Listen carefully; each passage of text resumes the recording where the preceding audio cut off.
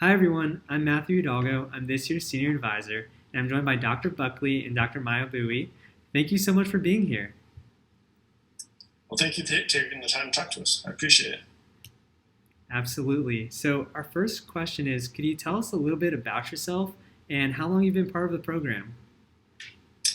So for myself, I grew up in Southern California, and I did a sub-I at UCLA, then ultimately trained at UCLA, went away for a time, and then came back in 2012, and I've been at UCLA as a faculty ever since.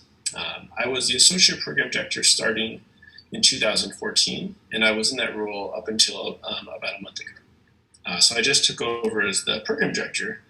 And the history behind that, Dr. Turner was our former program director, and she's still going to be a major part of our program. She was in that role for 9 years, which is considered exceptionally long. The average program director is 3.8 years. And she's going to be stepping into the role as the vice chair of education. And this role will allow her to really focus on all aspects of the educational component of the program, kind of like the big picture thinking. And I will then step into her role as a program director. And then Dr. Myo-Bui will then step into my role as my former role as the associate program director. And Dr. Myo-Bui, I'll let you tell a little bit about yourself.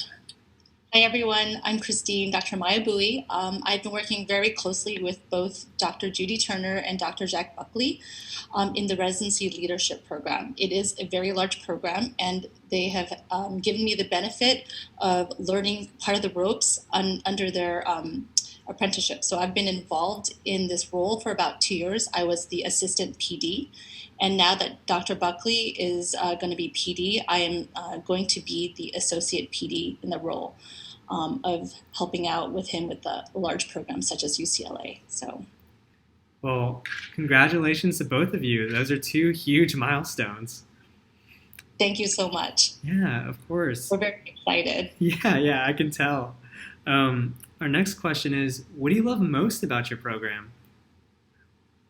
So there's so much to love. I'm from the East Coast, and I came to UCLA, and I was just blown away. It's a very large program, but it has a very small program feel, meaning we have 26, 27 residents. Dr. Buckley will know all the details, but we get to know all the residents on an individual personal level. I know where they came from, where they're going, what their hopes are, what their fears are, and it's really like a family. And so that's really what I love about it. On top of that, I'm really huge on clinical work. I love doing big cases. I'm on the liver transplant team for 10 years. And it's so rewarding for me to work in a large hospital like UCLA, where there's a ICU on every single floor. There's a helipad right on top that brings all the traumas, all our donors, organs, etc. So it has a huge emphasis on clinical work, and I feel like my own clinical experience has expanded. On top of that, which I did not expect, is all of our contacts in the nation. When I first started at UCLA, I got a signed contract from Dr. Kapoor for my contract to start as an employee, which is huge after you finish residency. Yes. And then a week later came my board certification from the ABA, and it was signed by the same person. I was like blown away. And then interestingly, to continue with this, I got my 10-year recertification diploma. So after you practice for long enough, you have to get another diploma. And Dr. Dan Cole signed that, who I have dinner with. So that just blows my mind at how depth our program, as far as national reaches, the ABA, the ASA, the CSA, journal covers for residents to be on major journals and stuff like that. And on top of that, we can be friendly with all the residents on top of that. So that's what I love about our program. That's a lot to love, honestly. Dr. Buckley, what do you love most about your program? So I kind of give this is a question I get asked a lot, and I spent some time thinking about it. So I kind of like to give what kind of drew me here initially. When I did was way back when I was a medical student. One of the things that really drew me here is the clinical strength of the program, the resources that the hospital had. But once I actually did the sub-I, what really clinched it down and made me select UCLA as my first choice was just how the residents were treated. Because I also trained out in the East Coast, and I experienced kind of a different thing out there. But I liked how the anesthesia attendings were very polite and respectful to the residents, how the surgeons treated us well. I liked how the nurses were friendly to us. And I think that would end up being a very important thing, and that's really one of the things that's actually kept me at UCLA, because I come to work every day. I want us to work hard, but I don't see any strong advantage of yelling at my resident. It doesn't make me feel good about myself. It certainly doesn't make them feel better about themselves. So I wanted a program that the residents were treated that way. They were treated with respect. Everyone's going to make mistakes. We all do. Dr. Myo-Bui and myself were talking about that today. We still make mistakes. But I don't want to hear my residents getting screamed at by someone just because they made a mistake that we expect all residents to make. And I kind of liked how the leadership, it very strongly doesn't, those kind of things are just not our culture of the program. So that's kind of what I really still like about the program in light of many other things. Oh, wonderful. I'm glad you emphasized that because resident wellness is very, very important. Our next question, though, is what makes your program so unique? So some of the things that I'd like to talk about is, I kind of mentioned the different resources that are available. And I do think this is the kind of thing that makes a difference because I've actually worked at a variety of hospitals and I've seen the different types of resources that are available. UCLA as a whole is an incredibly resource-rich hospital, and our department's fairly research-rich in that same sense. And I like to kind of give a couple examples of things that stick out to me. I'm in charge of our head and neck team, and I have an interest in difficult airways. So I spent some time trying to figure out what's the different options for teaching our residents those kind of things. And because our hospital literally has 20 plus fiber optic scopes, I can do unlimited elective fiber optic innovations just because it's good for the residents' education. One of the hospitals I worked at before had one fiber optic scope, and you only could use it if there was a clear indication. And I like that. I like that I could just go to the hospital and say, this is something I want to do that's good for my residents, and no one's ever told me no, at least not yet. So I think that makes a difference. But I also think it's important that the department puts their same resources, and they really are putting all their resources into the residency. And whether that's letting residents do a significant amount of research time, we get them out of the operating rooms on a regular basis so they can do other important things. So we have different events with our state society at the high schools where they go and they teach anesthesia to the high school students. We have residents going into the state capitals to try to advocate for anesthesiologists or doing a variety of fellowships across the country, whether it's the different international electives. I like the fact that Dr. Cannison, who's our chair, is willing to put those money and resources into the residents' education because in the grand scheme of things, you might say that those things don't directly help the department, but in the long run they do. And I like that's how our leadership views it. Yeah, absolutely agree with Dr. Buckley. I think I already kind of talked about a little bit about why our program is unique, but just really emphasizing that UCLA itself is a public university, and it really supports all those missions that public universities would. It has such a deep resource. That's the second part of it. So, as Dr. Buckley mentioned, and so you really get. There's limitless possibilities of what our resources are, but you also get that very laid back vibe. So I think that is very unique to our environment. Yes, absolutely. And something that kind of goes into is a lot of medical students are going to be, a little hindered for traveling, and they're going to wonder what it's like to live in LA. So what do you love most about Los Angeles? That's really, I'm glad you asked that because that's an easy answer. That's a question to answer. LA essentially sells itself now, especially with the situation that we have this year. We just have to deal with the best we can. Los Angeles, Southern California has such boundless escape, rebalance, particularly chance to rebalance and just center yourself. And so the city has, if you want to go to the city, you can go to the city. If you want to go to the beach, you can go to the beach. If you want to make an escape to the Yosemite, it's there. And so the city is definitely a significant draw for residents, where with stay-home orders or isolation, you're isolating in one of the most beautiful places. And I hate to say that that's an advantage from New York or Boston or East Coast where I'm from, but it is certainly a big selling point for most people, I think. I 100% agree because I think the two of us and Matt, I'm sure you're on the same page. Our work's very important, but it's very essential to have outside interests because doing those outside interests really, I think, in the grand scheme of things, will make us better physicians and really make us focus on our work when we're at work. But it's also good to focus on other things. And that's not why I came to UCLA, but now that I've lived here for a while, I really do love it. I have minimal interest in city life, so I spend most of my time outside, which I think people don't appreciate is available in Los Angeles, especially if you haven't visited us. But we have the very close by beaches, wonderful, whether it's, I spend a lot of time surfing or fishing. Just got back from a nice long trip, so I have lots of tuna. But the weekend was spent, I went mountain biking for a couple hours in the mountains, and the next day I went a long 60-mile bike ride along the coast. I like that I can drive up to Mammoth, which is a short 5-hour drive, and do some of the best skiing in the country.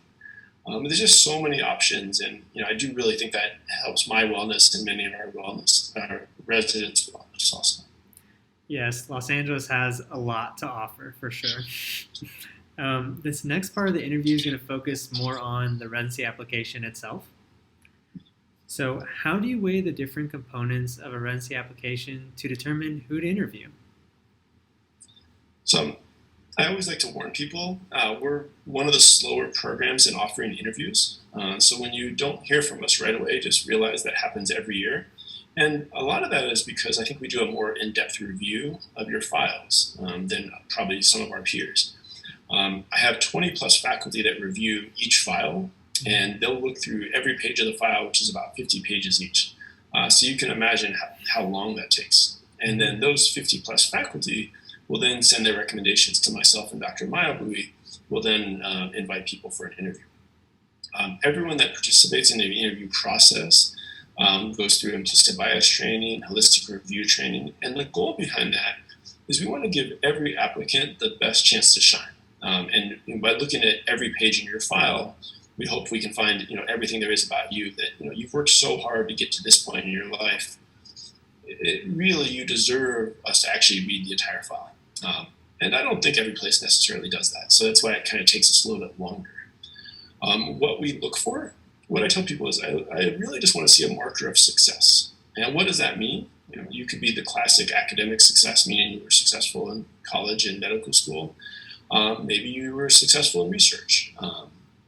And some people just have an interesting work history. And I don't mean you worked as a CEO of a company. I just mean you did some job that was a good marker that you have a good, strong work ethic, and you'd likely continue showing that. It's just you want to look at some previous successes to show that you're likely to do really well in our program. And I also like to look at what kind of challenges you experienced. Because if you think about it, all of us have experienced challenges getting to this point in our careers. But I want to see, what did you have to go through to get here? And what did you learn from that experience? And how did that make you a stronger doctor? Mm-hmm. And by kind of looking at that whole picture, I really do think it's why we have such strong, excellent residents.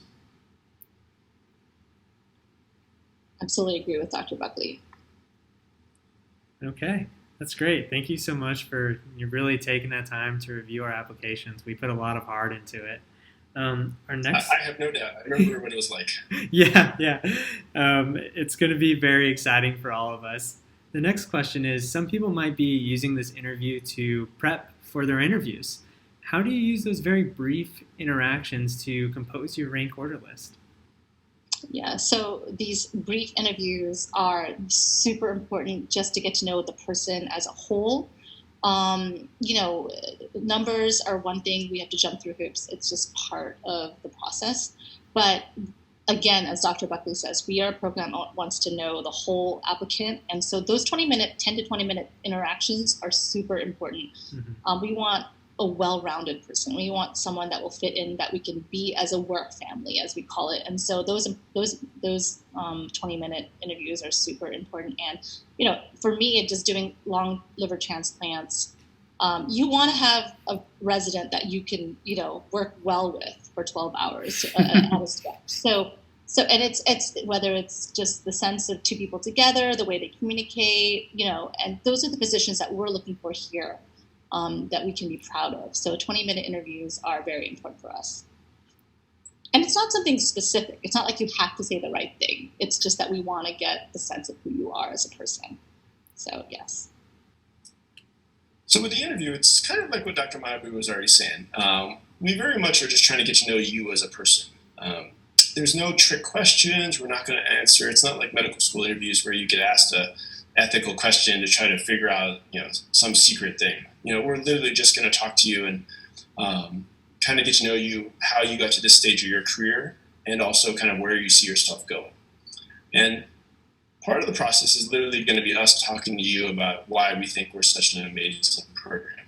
And we'll do that ourselves during the interview, but we'll also, assuming we can get the limitations of Zoom to allow it, we're going to try to have multiple group sessions where you can meet with the residents in private and pretty much ask them anything you want. Because one of our greatest strengths, I think, is our residents. And when applicants see, how happy they are, what strong physicians they've become, it really draws applicants to us. So that's why we're going to make every effort possible to get you exposed to as many residents as we can. For the interview day itself, the plan will be you'll do 3 interviews for about 20 minutes apiece with a different faculty. And then, as I mentioned, you'll meet with a variety of residents. Excellent, absolutely excellent. So after interviews in March, people are going to match, and they're going to be super excited, and they're going to be wondering, how am I going to be successful for the next 4 years? So what makes a successful resident at UCLA? That's a really great question, Matt. So I think the reason I got involved in residency leadership is that I think that our profession as a whole is really going to need a lot of support and help, and I want to be a part of that process of putting out the best residents, physicians, future attendings that we can to kind of help our profession. And so I feel like the best residents that I would love in this environment that we have are residents that will really take advantage of the resources that we have. Whether it's innovating, whether it's becoming a national leader at the ASA, CSA, all that stuff. Not for me, but that I would be proud in helping make those leaders in whatever environment you are. So I think for me, the ideal resident in this program would be someone that would be able to use all these resources and transform themselves to be the best leaders they can, because certainly Dr. Buckley and I can't do it all. So those are the leaders, the residents that we're looking for. So we've mentioned several times that our residents work hard, and I always like to clarify what I mean by that. Because if you ask me, do our residents work hard, the answer is absolutely yes. And I like to clarify because I don't mean they're working long hours. We track our residents' duty hours every year, and they work in the low 50s pretty much across the board from internship all the way to their senior year, which is pretty much middle of the road for similar programs of our size and quality. The reason I say they work hard is very early on, we're putting these residents in some big, very challenging cases. So it's already October, so the residents have been here for about 3 months, the new CA1s. And a good chunk of them have actually been already doing liver transplants with Dr. Myo-Bui. They've been doing big Whipples. They've been doing kidney transplants. A good chunk of them have actually done some thoracic cases, some cardiac, like a cabbage on part of pulmonary bypass, vascular surgeries. Very few programs have CA1s in their 3rd or 2nd month of training doing those kind of cases. And you do a big case like that, you're going to go home tired. But that's what I wanted when I was training as a resident, and I wanted to see these big, challenging cases because I thought in the long run it would make me a better doctor. And I think it's true. When I went out into private practice for a couple of years, I felt so much more comfortable knowing that I'd done those kind of cases as a resident. But in my first couple months, I was definitely tired. So they absolutely work hard. They just don't work long hours. But that's what I wanted as a training program, and I'm fairly certain that if Dr. Myo-Bui was to come back and train at UCLA, that's what she would want. Excellent. So our very last question is geared more towards the 1st through 3rd year medical students. What advice do you have for them in their pursuit of becoming an anesthesiologist? Well, Matt, that's a really important question, certainly. Everyone has their own journey in discovering what they want to do and as a medical student. And the main advice that I have is really look into where you guys want to end up in the long run, and specifically not just a program, but what your career choice is. So for the 1st and 3rd years out there, I think my advice would be to really commit yourself to exposure and really understand what you're signing up for when you do choose anesthesiology or whatever field you are going to choose. I think it is challenging times. It's difficult times. We may have limited clinical experience. We may have limited exposure to other resources, attendings, et cetera, between first and third year. And this is their lives, you know, and we don't want you to make the wrong decision. And of course, we would all obviously be supportive and try to get you to the best place. But really, it's your own personal journey, and get to know who you are as a person in medicine. And in that way, it'll help you decide what will be the best fit for you. Dr. Buckley and I cannot do that. It is going to be your own journey. And so that would be my advice for the first and third years. Excellent. Dr. Buckley, what advice do you have for first through third years? Yeah, because sure. Looking back, it's pretty incredible to me that if you think about it, you have a very short window of time to actually pick your career. And it's kind of amazing that we're able to do it and actually be happy. Because it's really a short window between the start of third year and end of third year that you have to make a good chunk of that decision. And as Dr. Myo-Bui said, you want to get as much exposure as you can, because anesthesia, I've helped many residents come into anesthesia after they picked another field for them. But it's a field that can be stressful at times. And that's one of the reasons I stress to the medical students that I mentor. You want to get at a strong program, because in the middle of the night, when you're the only anesthesiologist in the hospital, you want to have the best training possible so that stressful situation, as an example, she can handle pretty much anything. And probably feel calm and relaxed, but that's just because she's had that exposure over the years and seen pretty much everything there's to see. But that's kind of what you want. You want to make sure that this is the field for you, that you want to see these kind of things. And have to sometimes make split-second decisions that ultimately can make a decision or make an outcome in the patient's career, or not career, in their life. Mm-hmm. Well, Dr. Myo-Bui, Dr. Buckley, on behalf of the ASA MSC, thank you so much for sharing the great aspects of UCLA and also for the heartfelt advice. It's very much appreciated. You're absolutely welcome, Matt.